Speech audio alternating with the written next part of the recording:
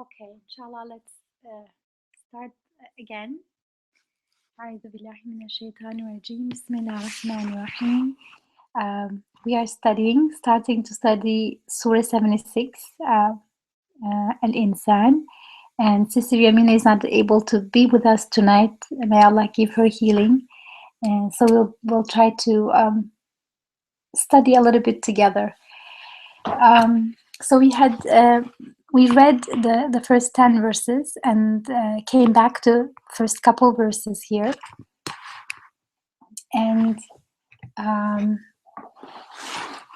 the first verse by saying, has there not been an endless span of time before human being when he was not yet a thing to be thought of?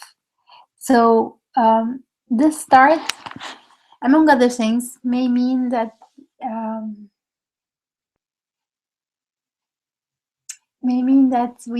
there was a time nobody even thought about. I mean, we weren't mentioned by anybody, and we ourselves didn't exist. So it starts with giving us that sense of humility. If you recall, when we studied the unknown letters starting some surahs like Alif Lam Mim, Yasin, one of the things that was significant was the idea that we need that kind of initial startling to be receptive, that humility to be receptive to divine address. And here, humility is not pretending not to know. It's humility is here being authentic to who we are as human beings. That we are fragile, vulnerable, finite beings, and there was a long time where we weren't even mentioned, let alone named or known by other people or other creatures. There was a time, endless span of time, where we didn't exist. So with that recognition, and this is reality. This isn't demeaning or diminishing anything. This is reality. There was a time none of us existed. Long period of time we weren't even something that's mentioned. So with that start, the second verse says, verily it is we who have created human being out of a drop of a sperm intermingled, meaning I guess sperm and egg, that intermingled fluid, so that we might try him, and therefore we made him endowed with hearing and sight. So this is the second verse, and one of the striking things here is how rich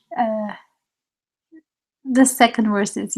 It's acknowledging, it's telling us, reminding us that how we have this very humble beginnings, as Andrea mentioned earlier, out of a fluid, just a tiny bit of fluid, and yet it also has this honoring of human being. We have been intentionally created, purposefully created, and we have been endowed with hearing and sight. And this is the incredible part of being human, aspect of being. This is the incredible core of human being. On the one hand, we are deeply needy and vulnerable, humble creatures. We didn't exist for a long time. We didn't exist, and we weren't even mentioned. And then we have, and then on the other hand, we have been intentionally, purposefully brought into being, and we have been endowed with the capacity to hear and to see. So we are honored as creatures, and within space of two verses, the Quran really reveals the reality of what it means to be human, the reality of being human. and we constantly confuse. We constantly confuse between uh, different aspects. So sometimes we become arrogant, forgetting that we are created and dependent. This happens very often, and we pretend to be self-sufficient, which is, completely, couldn't be further away from the truth. We pretend that we are self-sufficient, and that's one blunder that we constantly make. On the other hand, we also have it sometimes fall into the mistake that because we are created, limited, dependent, fragile, mortal, there's also the mistake to say that, okay, I'm insignificant, I'm nothing, and then we make that as a reason, excuse to waste our lives and not to try to understand and live up to our potential. And we're just a bunch of animals, who are here, just came here somehow, and they're gonna perish and be trash, and that's that, right? That's the other falsehood that we may go into. And within this space of these two verses, the Quran just our Creator really reveals to us the most balanced, most real, uh, most true way, which is to acknowledge our dependence and neediness, and at the same time that we are honored. It's not from us, but we have been honored by our Creator, by being endowed with hearing and sight. Is there anybody else who wants to add anything at this time so far?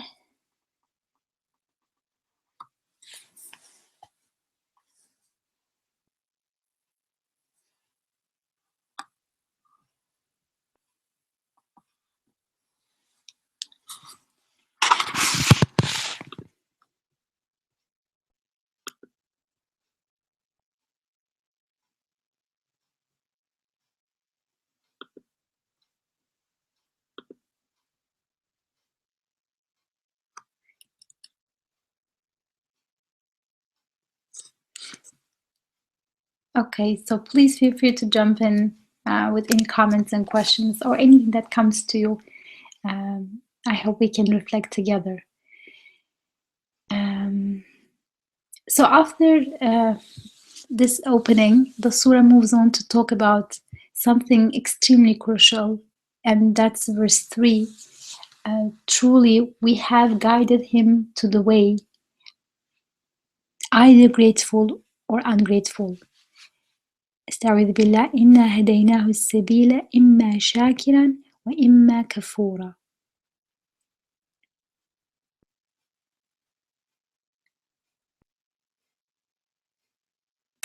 So after revealing the truth about what it means to be human, about human beings, the verse brings us to the key choice of either we'll be grateful or ungrateful. That's the key choice. And it's interesting that this verse starts with saying, verily we have shown him the way, we have guided him to the way. So we have been given the guidance to see the path, to see the choice, and see the two choices we have, and then see the choice that we must make, or we are called to make.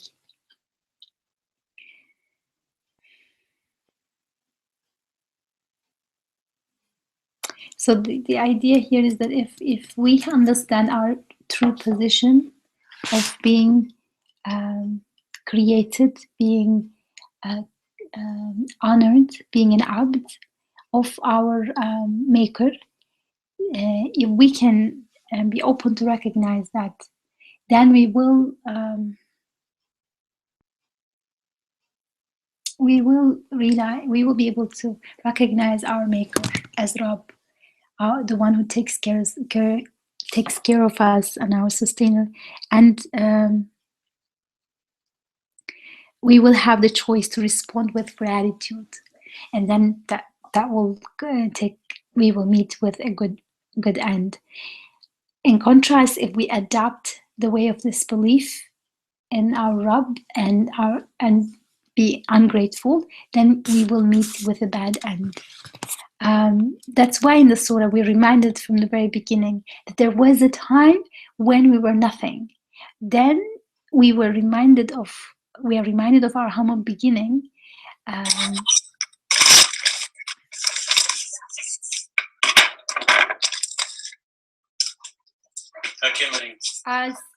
Sister Zara, can you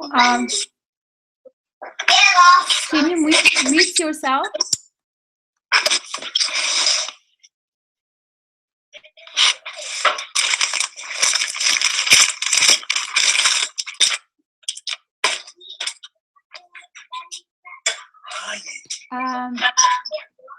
I'm sorry for this technical situation, but Huda, it looks like somehow you became the host. It's a mistake. Can you please mute Zahra?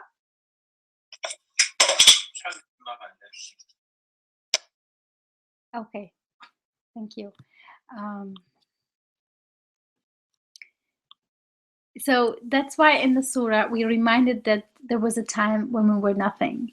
We are reminded of our humble beginning, when we are made from a mixing of a sperm and an ovum, an egg, sperm and the egg, and we weren't even aware. I mean, the mother wasn't even aware of what's happening. She didn't even know most of the time that the child had been conceived. Actually, we don't know until later. And how, I mean, it's one of the incredible, everything is incredible, but one of the most kind of clearly visible ayah sign is this human being starting from this beginning, this humble beginning. And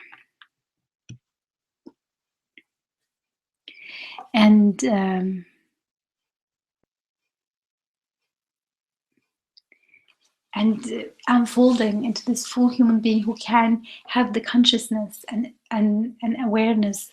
And here in the verse it says, either be grateful with hearing and sight. So what if we think about it, what hears when you hear sound, what hears, and how we interpret that, and what is that part in us that hears it? People who pretend to explain things. They say, oh, it's the brain, but the brain, if you look at it, is just gray matter. Yes, it is correlated with our seeing and hearing, but clearly there's something more than that mass that hears and interprets and understands the speech and sees. Like how the light, it shines on our eyes and we perceive things around us. So then, from the very beginning, we are reminded that, God is as if He's saying to us, we began your creation in this way, in this very humble, fluid beginning, and then we developed you and shaped you into what you are today. And that is a breathtaking journey, even from a very superficial look from outside. When we look at it, it's breathtaking, and that is a sign saying that this abundance coming out of this fluid and this step by step unfolding and formation and new abilities being granted into this initial fluid is a sign that we have a maker, and we have an incredible maker, and this is done purposefully, right? All these stages in a baby's growth in the mother's womb, that purposefulness is also witnessing, showing that we are made for a purpose. The way we unfold in the womb is very purposeful, extremely purposeful, and then our existence is also extremely purposeful. And what is that purpose here? It says, so that we might try Him, so that we might try Him.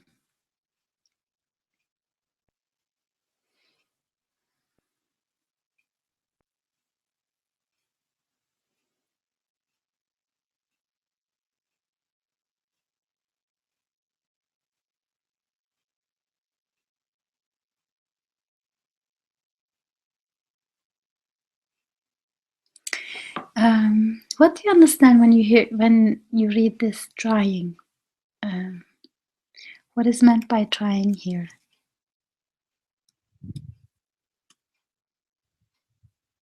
I think the first thing that comes is in verse 3, it says, we have shown him the way, be either grateful or ungrateful. So that's what we are tried about, what we are tested with. Either we are going to be grateful or ungrateful.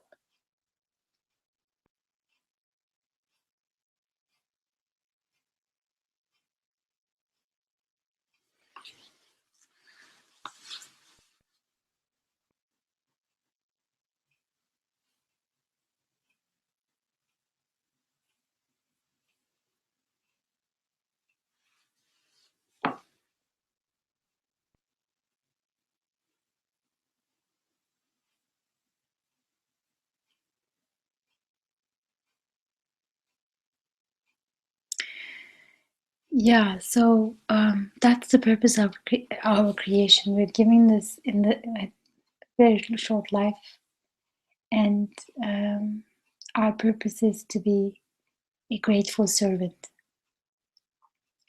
and that requires consciousness. We can, because gratitude is such a thing that if we are not aware, then we end up being grateful to things that actually don't deserve our gratitude. We start making shirk, meaning we start offering gratitude to sources that are actually not source, to things that are not actually responsible for the blessings that we are grateful for. So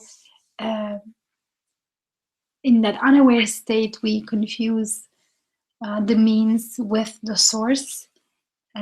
We look at those doors through which, or windows through which the blessings are coming through, as the sources of those blessings, and we start being grateful to those. And that's usually in our unaware state, and that's kufr, that's ingratitude, and rejecting the true source of everything.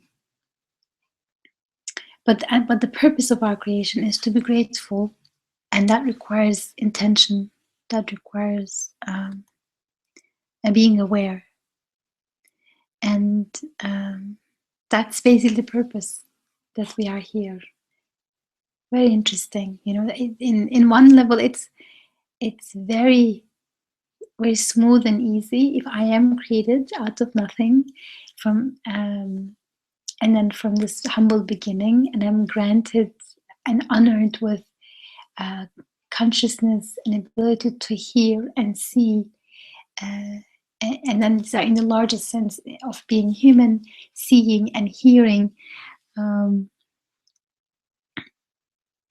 It's not just hearing things, hearing sounds or seeing pictures, but also this capacity to understand. As a human being, we have the comprehensive ability to understand, to interpret, to recognize, to perceive. And when we are honored in that way, and so in plain sight, it's very obvious, it's there, then of course we're going to be grateful.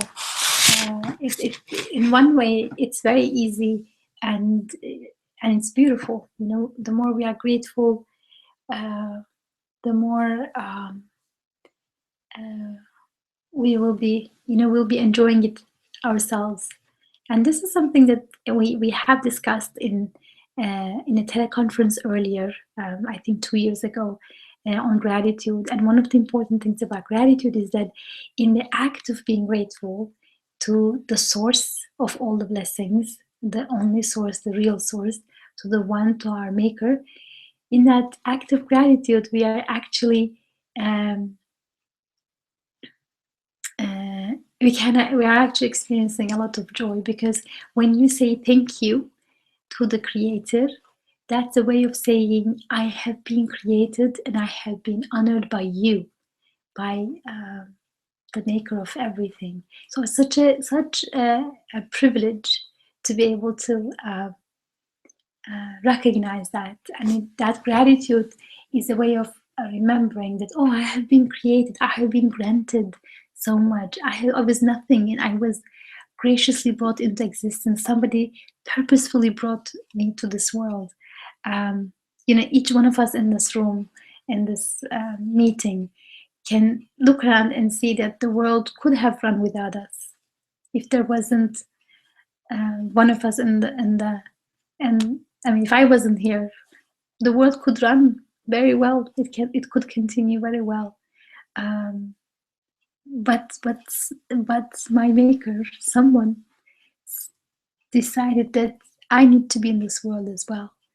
I intentionally created me, and what an abundance and what a gift that existence is. And then the way each of we all came through the womb, all in that journey. We all share that journey of being delicately and step by step being made from this beginning fluid, and all of us have been granted with consciousness and understanding. That's what makes us human.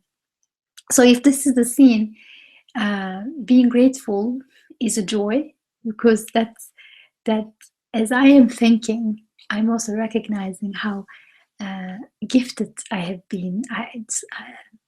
And it's joy.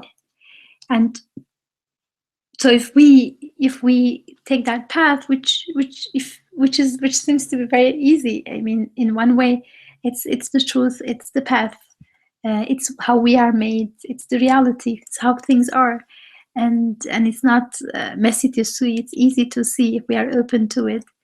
Then verse 5 comes, then behold, the truly virtuous shall drink from a cup flavored with calyx of sweet smelling flowers. Drinking from this cup of beautifully smelling flowers. And a source of bliss, verse 6 continues, whereof God's servants shall drink,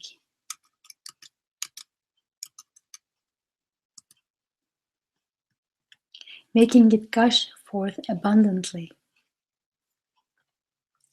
So,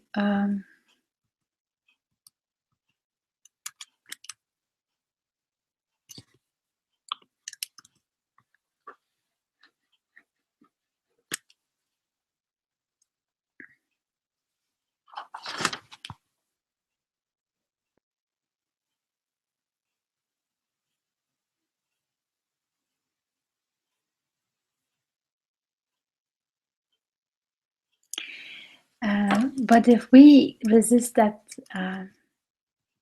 calling, then if we are ungrateful and we remain unaware, that's how it is possible. If we remain unaware and we live in disbelief with ingratitude, then we have failed our purpose, and the end will be very ugly, as described in the following verse, verse 4. Behold, for those who deny the truth, we have ready chains and shackles and a blazing flame.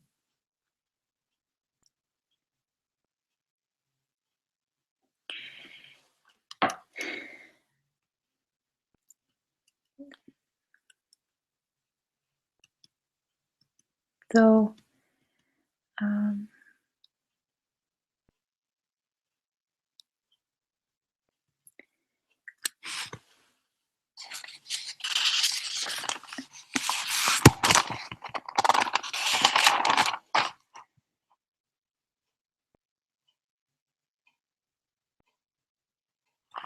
I mean, these first 6 verses are already very, very dense and very rich.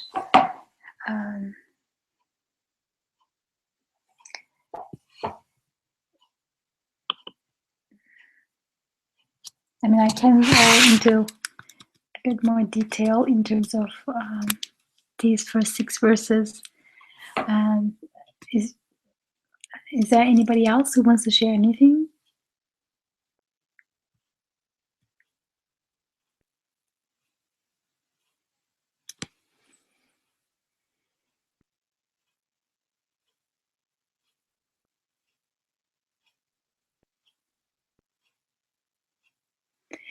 Okay, so I mean, I could share more. I'm seeing some notes that Cecilia Mina shared with me, but maybe, yeah, maybe I won't go into these details at this time. But maybe I will share a verse here in another surah, Surah 7, verse 179. There is a description of people of hell described in this passage, in the previous verse here. And then the next verse, the one that I'm going to read, Surah 7, verse 179, says, people who have hearts with which they fail to grasp the truth, and eyes with which they fail to see, and ears with which they fail to hear. They are like cattle, nay, they are even less conscious of the right way. It is they who are heedless. استعذ بالله. لهم قلوب لا يفقهون بها ولهم أعين لا يبصرون بها ولهم آذان لا يسمعون بها أولئك كالأنعام بل هم أضل أولئك هم الغافلون.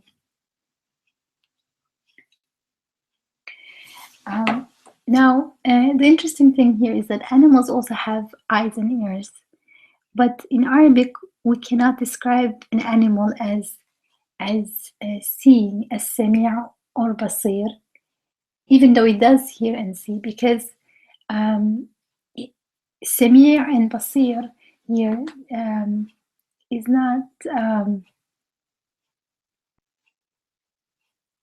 here is not just very basic sense of hearing and seeing, but it's also about hearing in the sense of hearkening and heeding and understanding, and seeing in the sense of seeing, perceiving the truth and insight.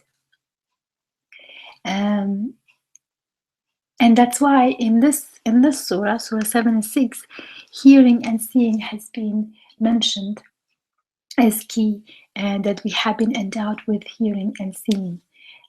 They are among the most important means to knowledge, and then they also indicate this, as we said earlier, the comprehensive human capacity.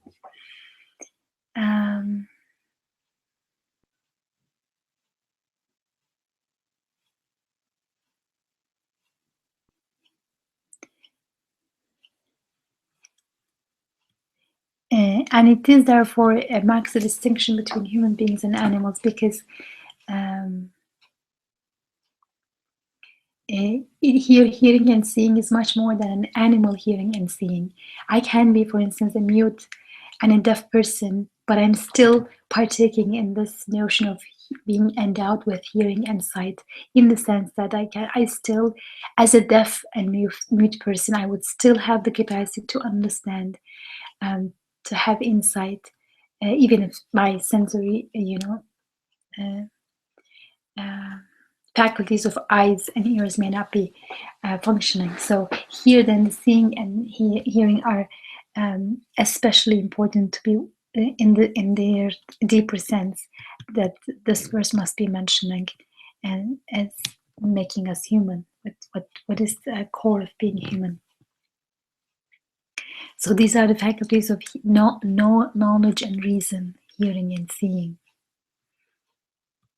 There is another verse in Surah 25, Surah Al-Furqan, and there's clearly a reference to the connection between hearing and reasoning. Let me put the verse here. Let me first read it in Arabic. استعوذ بالله. أرأيت من اتخذ إلهه هواه أفأنت تكون عليه وكيلا أم تحسب أن أكثرهم يسمعون أو يعقلون إن هم إلا كالأنعام بل هم أضل سبيلا. So in this surah, Surah 25, verses 43 and 44, it says, have you seen the one who makes his own desires his deity? Could you then be held responsible for him? Or do you think that most of them hear and use their reason? Nay, they are but like cattle. Nay, they are even less conscious of the right way. As you see here, there is reference to hearing and thinking. So there's this connection between hearing and thinking. Those who don't hear as human beings, meaning they don't hear consciously and mindfully, and they don't hear that in a way that leads them to understanding, they therefore do not reason, and they such people are compared to cattle, cows and such. Why they hear but only like cattle. What is important here then, that it's extremely crucial that we hear and see reality as it is, and not through our imaginary baseless stories. We need to let go of our false narratives about how things are and how we are. Otherwise, we cannot pass the test. It is a prerequisite for being open to receiving guidance. Then, to be Nila, choose to act on that guidance.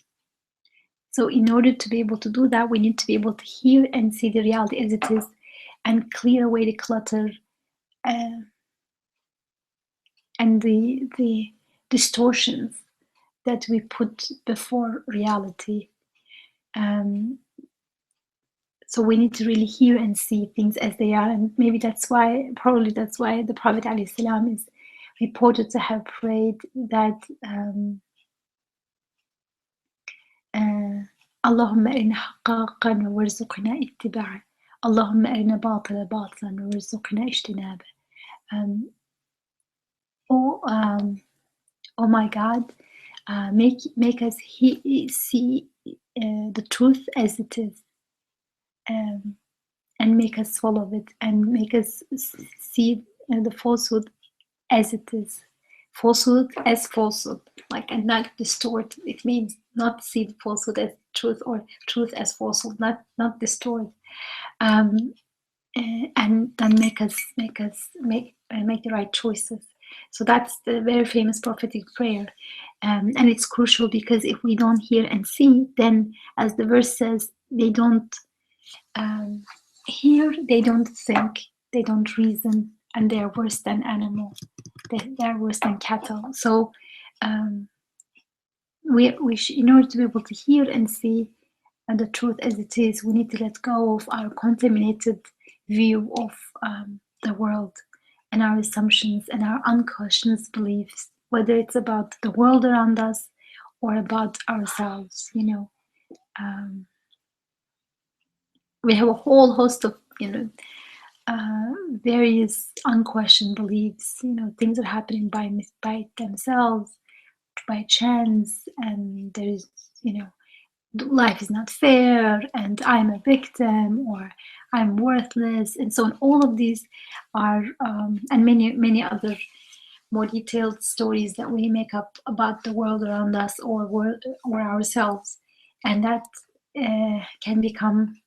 will block our reception of divine guidance. So hearing and seeing is crucial, because that's how we become receptive to divine guidance and to be able to fulfill the wonderful callings that we were made for. So that connects verse 2 and 3 in a way, because verse 2 ends with saying that we have been made with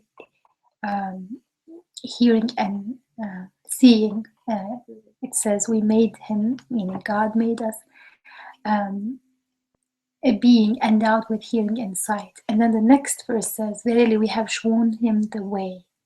So hearing and seeing, capacity to understand and perceive, um, to hear in its deeper sense, have been given to us, and so that path was shown to us, that we were able to see the path. And then the path is about whether we'll be grateful or ungrateful.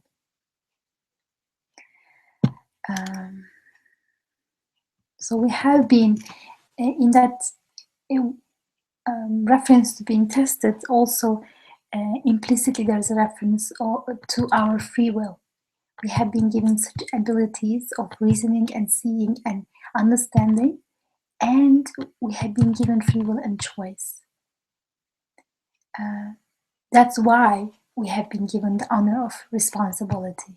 So we tend to think sometimes responsibility is a burden, but actually it's an honor. You only give responsibility to people who can handle them, people who have the capacity to choose and understand. And so that's one of the actually greatest blessings that have been given to human beings, this idea, this fact that we're all Khalifa, we're all made as vice-regents, with the responsibility and capacity and the choice to reflect in our mirror our creator. We have been given that capacity. Inshallah, we can live up to that calling of being a Khalifa. And so we have been created with the best potential, and it's really up to us to maintain that status or deteriorate it by living mindlessly like cattle. And really, really key things are about our lives, our existential decisions, because living mindlessly is this circle that we go through. You do your whatever you need to do, your work or whatever it is. We work and toil, and then we get hungry, we eat, we sleep, we get up, work, toil, and then go around rest or have fun, and then come back again, work, toil, eat, drinks. So what is it? What is this? It's and we go through life mindlessly like cattle. We weren't meant for that. We weren't meant to that's not our calling. And the choice we are given between gratitude and ingratitude also involves consciousness and awareness, because only when we are truly aware that we can be grateful and grateful to the right source. That's genuine gratitude, instead of mixing it up with shirk. There's another passage in the Quran that can connect with here, and that's Surah 95, verses 4 to 6. It says, استعوذ بالله لقد خلقنا الإنسان في أحسن تقويم ثم رددناه أسفل سافلين إلا الذين آمنوا وعملوا الصالحات فلهم أجر غير ممنون. Verily, we create human being in the best conformation, and thereafter we reduce him to the lowest of the low. Except those who believe and do good works, theirs shall be a reward unending. So we're being created in the best conformation. But unless we believe and do salihat, we will be falling to the lowest of the low. So we have been given that potential. We also have that amazing choice whether we will fall to the level of cattle or we will live as Khalifa, as vicegerents, as representatives of our Creator on earth, meaning we have the capacity to recognize and reflect beautiful qualities of our Maker. And that's that's the key human choice.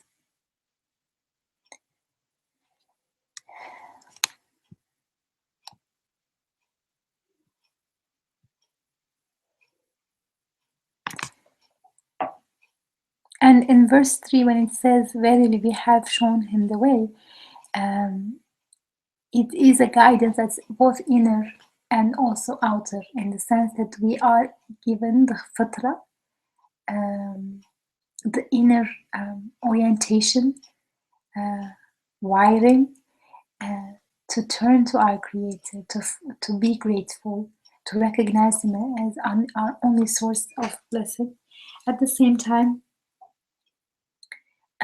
we are also sent messengers, prophets, who will explicitly call us to the path, who will enable us to uncover the fitra and clear it from its distortions. So we have been granted guidance as well. So within the first 3 verses, it is really highlighting very in a space of like a couple lines. It's really highlighting what it means to be human, and our reality, that we have this capacity, and we have been given the choice and we have been shown the path.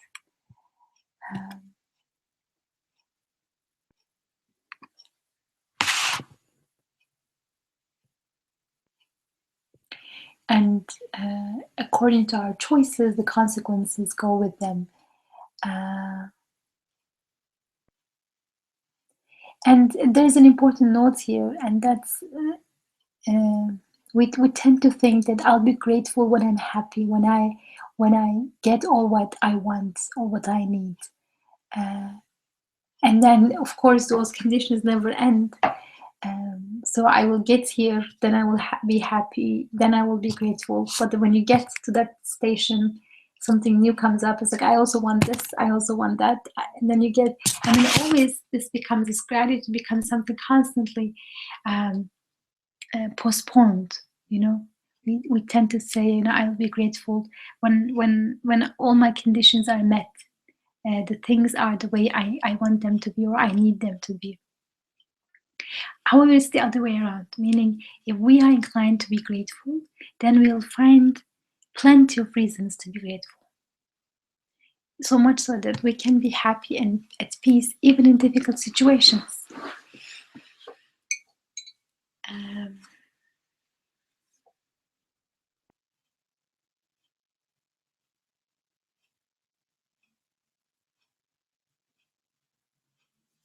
So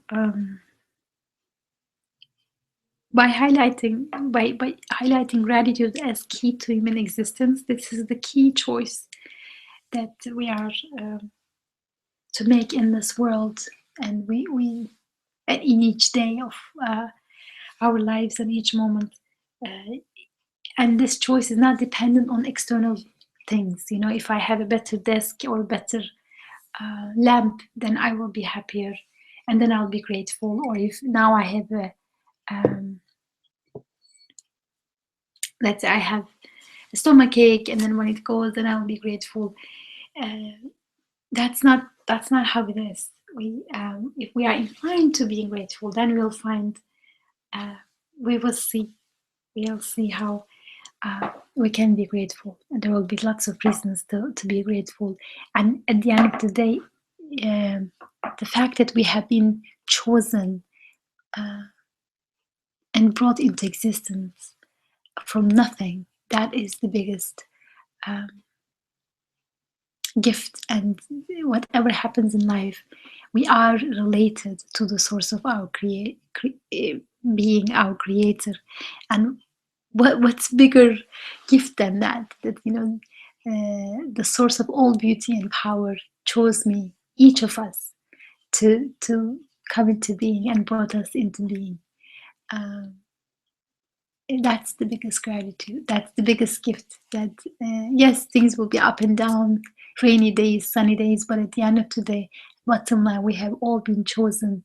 There was a time, coming back to verse 1, there was an endless span of time that we haven't, we weren't even mentioned or known by any other person, any other meaning, any other creature.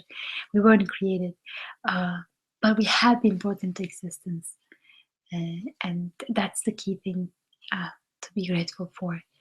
Um,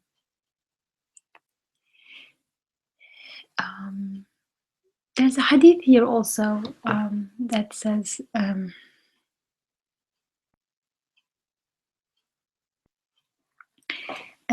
in Arabic, كل الناس يغدو فبائع نفسه فموبقها أو معتقها. All people wake up in the morning, the merchant of his own soul. Each person wakes up, and you're the merchant of your own soul. So he either imprisons it or sets it free. So it is in our choice. It's not about whether the world is unfolding in the way we want it to unfold. It's really our choice of gratitude, whether we want to be grateful or not. And we can give reasons, a lot of reasons why at a certain point in our lives we cannot be grateful. There isn't this and there isn't that, and there's a big struggle we are fighting and so on. We cannot be grateful and so on and so forth. We can say those things, but we deep down know, even if we are not aware, but if we were to kind of brought into if you were to kind of look inside ourselves, we would know deep down that we actually do choose to remain in that space of heedlessness and ungratitude. And that's why in Surah Qiyamah it says, استعيذ بالله, بل الإنسان على نفسه بصيرة ولو ألقى معاذيره. Every one of us is created with, this capacity, because the verse says, human being knows his own self best, even though he may offer many excuses. So we have that capacity of conscience,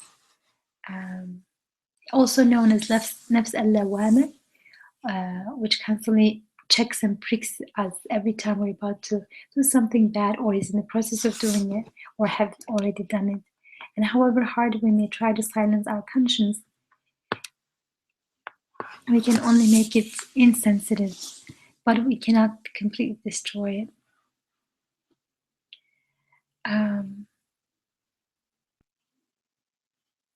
So even when we become so used to justifying, used to making wrong choices, we will even then many people will feel the need to justify their deeds, and the justification is ridiculous, but still, the fact that we feel the need to make up an excuse to lie or to come up with some unbelievable idea that's why we are doing this wrong thing. Even that attempt to try to justify is an indication that we have a conscience that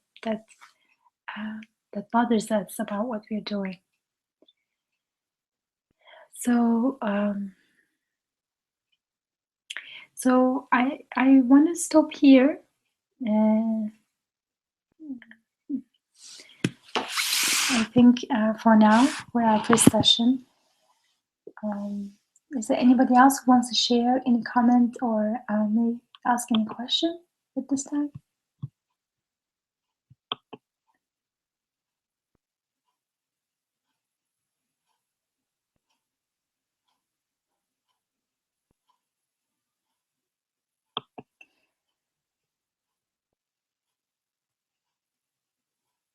Okay, so if not, then we'll inshallah stop here for tonight.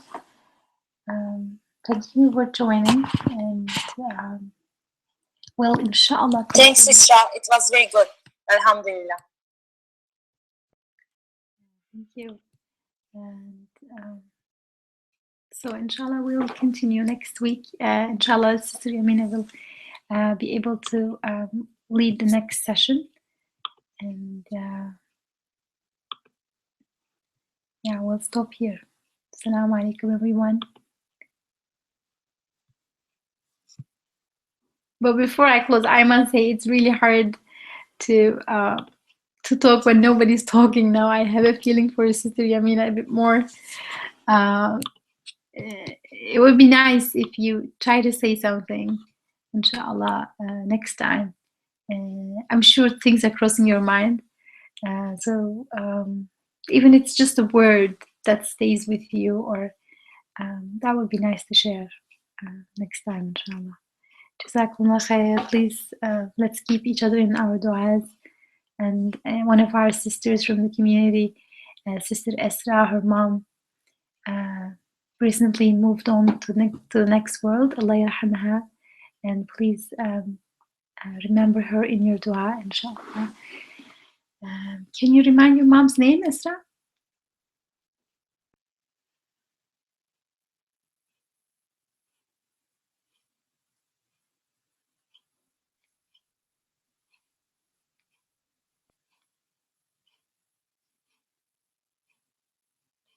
Medina. Isra, Medina. Yeah, I wrote you didn't hear. Yes.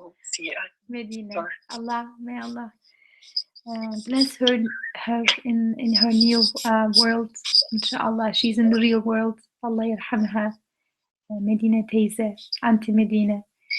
Please make dua for her. Thank you so much. Inshallah. May Allah accept your prayers, inshallah. Inshallah, yours too. And may you meet in the real world in the best stations, inshallah. Inshallah. Jazakumullah khair. Thank you, Sister Huda. Thank you, everyone, sisters and brothers, everybody. And inshallah, let's keep each other in dua. And we'll meet next week, inshallah. Assalamu alaikum. Wa alaikum salam.